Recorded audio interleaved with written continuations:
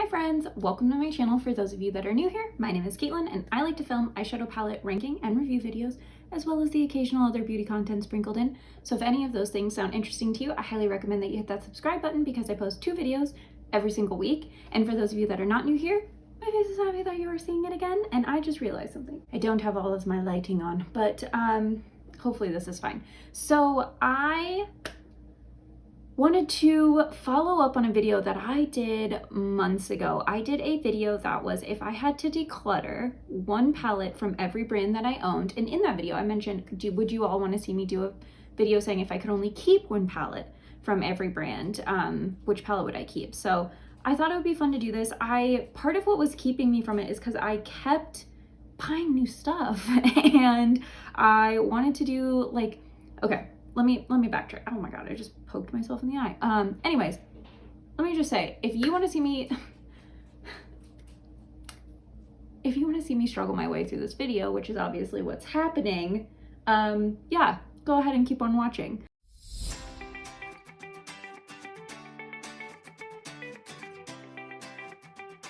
So what I was gonna say earlier when I realized mid-thought that I was still in the intro and I should probably wrap things up, but what I was gonna say is I've just kept buying stuff. So and my goal at the beginning of this year was you're only gonna buy as many eyeshadow palettes as you can do dedicated videos with on your YouTube channel. You do not need to be buying more than that.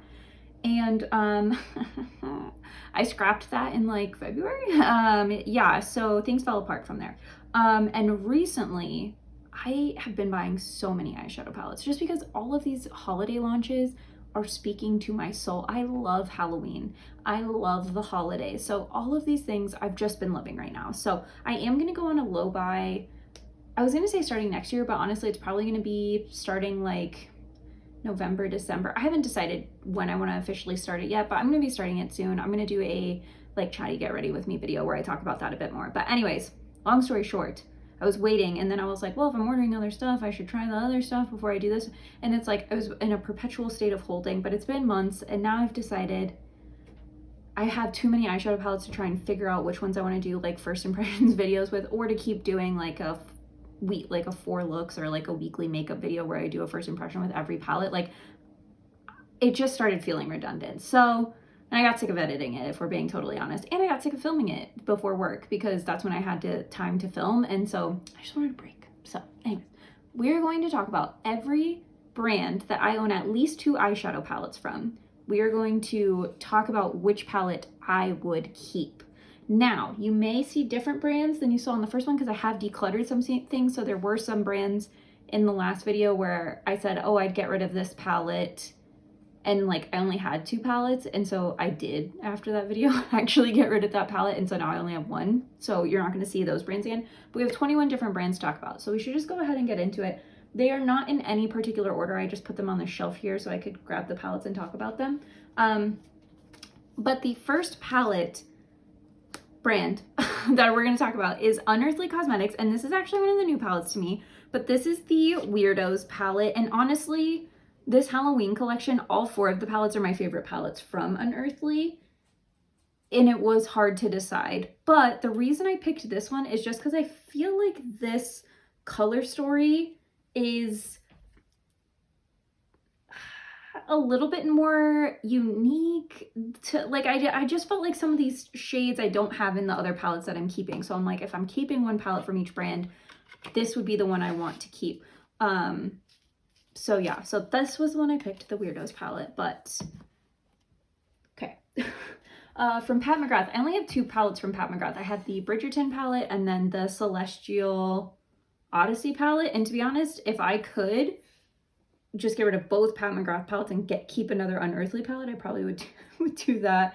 Because I like this palette. I don't love it. I don't think there's anything super amazingly special about it. I know her special shades are in her motherships, and so that's probably why I don't feel like there's anything super special about that palette for me personally, and it's very neutral, but I do think it's nice and it's really glamorous, and I think if I'm keeping it, at least I'll have a nice shimmer option for, neutral looks. Next up is going to be Blend Bunny, and for Blend Bunny, I would keep the Surge palette. This is definitely my favorite Blend Bunny palette. I have not tried their new one, the Odin palette yet, but I do have it. I just love this color story. Even though the shimmer formula in this palette isn't my fave from Blend Bunny, I think they've improved on it since then. I've got nice shimmers in lots of the other palettes I'm keeping, so pretty much keeping this one for the mattes, but that's my favorite Blend Bunny palette out of all of them. Speaking of shimmers, the Viseart palette I would be keeping is the Bijouette Étendue palette. This palette is still in the box. This palette is adorable. I love the like Art Deco decor on it. But anyways, this palette's mostly neutral mattes with like different jewel toned shimmers. And I think it's absolutely stunning and gorgeous, and I love it. So I would definitely keep this one. I love all of my Viseart palettes. But yeah, this one's just my favorite. So that's why I would keep that one. If you recently watched the video where I said like which ones I'd get rid of, and the ones I would get rid of at that time are the ones that I'd keep now, just know that I'm an inconsistent person. So don't read too much into it. For Odins Eye, I would keep the collab with Annette's Makeup Corner, and I'm not just saying that because Annette is my friend, but the Giant Wolves palette, and I'm holding it sideways just to keep the mirror out of the way, but I just love this color story. It's just so pretty. And then the multi-chrome in this palette is so beautiful. And then I feel like these purples are kind of duochrome-y, and I just really like this palette. So I love the tones of it.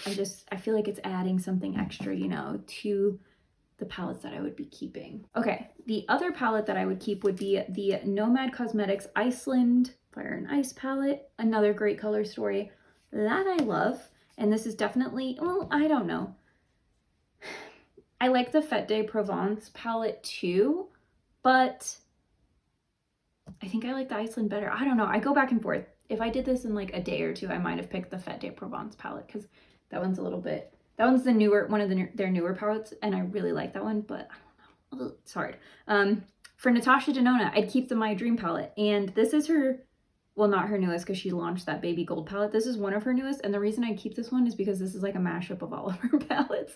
And so I don't really have to make a choice on just one Natasha palette because I've got like 3 of them in this bad boy right here. Now, is this my favorite? So here's the thing here. This is not my favorite Natasha Denona palette. I think the Retro palette would be my top, and then Trio Chrome second, and then probably Glam and Bronze, and you know, I don't know. Let me know if you want a Natasha Denona palette ranking. I can do that. I don't know if I should do one similar to how I did my Melt, where I did like a ranking and then I did the bracket thing. Let me know if you want to see that, and which brands. You're seeing the brands that I have multiple palettes from right now. So, but anyways, I would pick this one because I feel like I can get the vibes out of multiple Natasha Denona palettes with that one palette. For Shroud Cosmetics, I would keep the It's Freakin' Bats palette. I only have 2 palettes from Shroud, and it's the 2 Batty Bean collabs, but I would keep this one because this color story I just love it. It's beautiful. From Lois Cosmetics, I would keep the Meet Me in the Underworld palette. I think this palette is absolutely stunning. They just knocked it out of the park with this color story. It is gorgeous. For Beauty Bay, I have 3 Beauty Bay palettes. I have the Book of Magic palette, Wilderness, and New Mood, and Book of Magic would be the one that I would keep because I just adore this color story. It is right up my alley. I would have a great time reaching for it. Another one I would keep, so from Lime Crime, I have this palette and the like the greatest hits one. So this is the Venus XL2. This is my favorite Lime Crime palette. I've actually had several and decluttered all but these 2. But I can never find myself decluttering this one. There's just something about this palette and this color story that I love.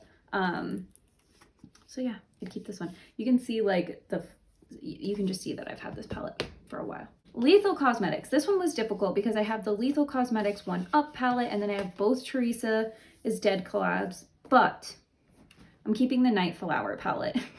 And if you know me, you know I love purple eyeshadow, and this shade right here, what is that one called? Aurora, just does something for me. So yeah, that would be the one I would keep, even though I probably will have plenty of purple mattes. Actually, you know what? I think I might have done an okay job at not having a ton of purple mattes that I kept. So from Adept Cosmetics, I would keep the Plain Jane Remastered palette. This one was hard because I feel like every Adept palette has such special and unique shimmers, but I just like these a little bit more. And plus, I felt like I'm keeping a lot of matte, I don't know. The Adept Cosmetics matte formula isn't my favorite matte formula, and so I feel like if I'm keeping a palette that's mostly special shimmers, I went for the one that was all special shimmers, if that makes sense. So, I mean, I do have a lot of shimmers because I kept the shimmer heavy McGrath palette too, but whatever. Who doesn't like shimmer options? From Lunar Beauty, I'm sure this will shock nobody, but I'm going to be keeping the Moonspell Volume 2 palette. I mean, this one is gorgeous. You have some of the purple mattes, you have some like khaki neutral tone mattes, and then these green mattes, and I just love this color story. I think this is gorgeous, and I think the Plain Jane Remastered palette would pair really nicely with this one. You know what could be fun? Well, there's like 21 palettes here, so I don't know if this would be that much of a challenge. I was thinking that next year when I do my low buy, I would do like a if I could only keep 10 palettes video, and next year or in the next month when I start this. But I was gonna say I could do a video where I say if I could only keep 10 palettes, and then all I use are those 10 palettes for a whole month, and then I circle back on it. I was just thinking it might be fun to do that with these 21. To say like I only have one palette from each brand and that's it. Like and kind of see how that goes. But I don't know. Would you rather see me do it with 21 palettes? That's not that hard, because then you can still use a different palette almost every day of the month. So anyways, okay, keeping it moving. Huda Beauty. This one was difficult. I was torn between Art Nouveau and Rococo, and I really was torn, but I'm keeping another palette that's pretty similar to Rococo in color story, so that's why I went for Art Nouveau. This is what this palette looks like. This one also gives me the vibes of like my Cash Beauty Color Trip palette, and I only have one palette from Cash Beauty, so it wasn't included in this, so that's why I went with the Kaleidos one. For Menagerie, I'm keeping the Sugar High palette because I do really love the shimmers in this palette. I just think they're really pretty. So I want to keep them. And then for Melt Cosmetics, the Muerte palette, this I just feel like is my favorite color story from them. It's just so unique and so pretty. Maybe not unique now, because there's other palettes that have come out that have a similar color story, but of their color stories, it's more unique. I feel like a lot of their other color stories tend to be like more neutral or like grungy greens. This one I think stands out on its own. This is the palette that's similar to the Rococo palette, but this is the Mercury Retrograde palette from Huda Beauty. This is one of my favorite palettes. I still think of like all time. I just love this palette.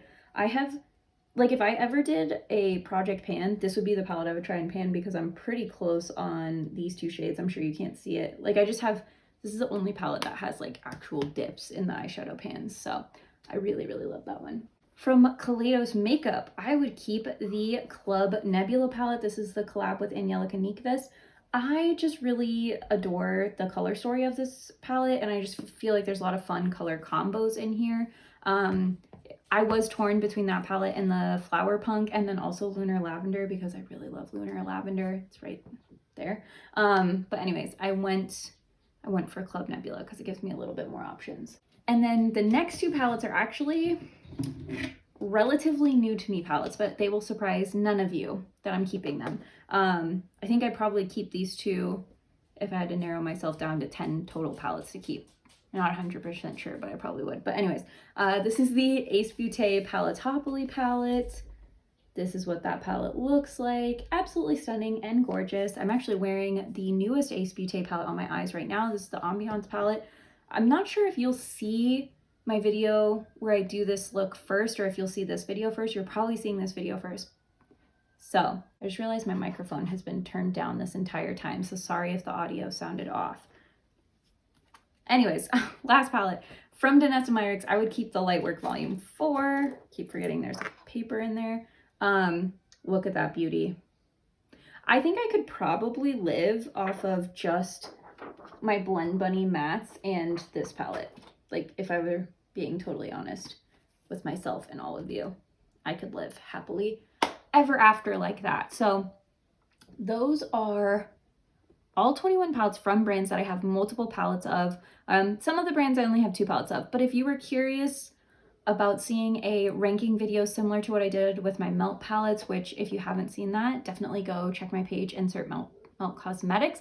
You'll see that I did a ranking all of my melt palettes, and you should also see like a bracket style ranking, or I called it like a new kind of ranking for my melt palettes. So anyways, if you want to see those kinds of videos with any of these brands, let me know in the comments. Let me know if you want to see me challenge myself to use only these 21 palettes for a month, or if you would rather me narrow down my entire collection to 10 total palettes that I can keep and do a whole month of using only those 10 palettes, you know, obviously plus some like eyeshadow toppers and things like that, because I am still me. I still like variety in my makeup. So anyways, let me know what you thought about this video in the comments down below. Let me know if there's any palettes from these brands that you would keep instead, or if you would keep any of these, and I will see you all next time. Bye!